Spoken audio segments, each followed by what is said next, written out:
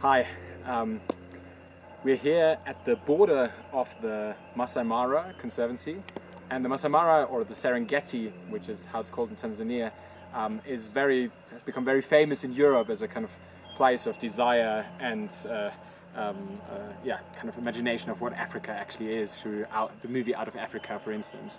But at the same time, while this is still kind of a prime tourism hotspot, it's also a really interesting zone of contention for climate change and for the environment and for the local communities. Because we're right here, right at the border, so this is the inside of the Maasai Mara Park, and this is the camp. Actually, there's not a real fence, as you can see, it's just a couple of cactus trees. So it actually doesn't have a hard fence, and the reason for that is that cattle and other animals actually can migrate in and out of the Maasai Mara. It's called Maasai Mara in recognition of the Maasai people who live here and who own the land. And in contrast to the land conflicts that go on in Nairobi National Park, here the Maasai have thus far managed to not sell off any of the land.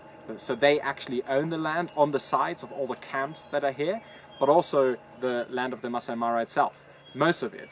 Because there's also some spaces that are actually shut off from the public, and only very expensive private tours for $1,000 or so can actually go into those spaces. And they're often managed by white people who want kind of that pristine experience where there's actually no community involvement. The people here understand living with wildlife, with the biodiversity, keeping the biodiversity, and also adapt to the changes as necessary part of their lifestyle, of their cultures.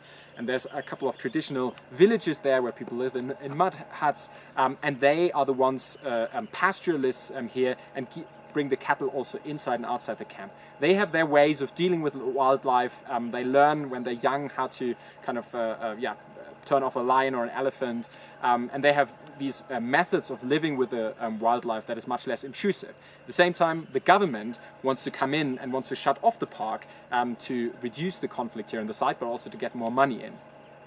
But there's some criticism of how the Maasai manage these spaces. You can see, for instance, there's a lot of pollution around here, and that a lot of the paths and the roads, for instance, aren't taken care of that well.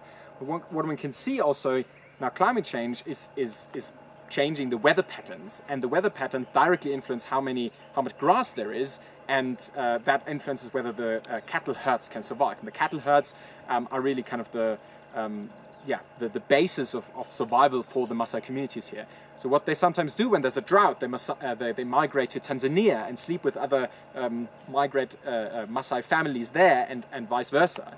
However, the border conflicts, of course, make that more difficult. So that the land is kept open and that it's unfenced is actually a basic element of survival here, but also of adaptation to climate change. Because if the rains become more unpredictable, you need to go where there's actually rain to avoid the droughts. So it's a very interesting space here that is very beautiful, as we can see all sorts of wild animals here, but also it's a matter of survival for the local people here, that any adaptation measures actually takes into account their way of life, and that this is not something that can be decided from Nairobi.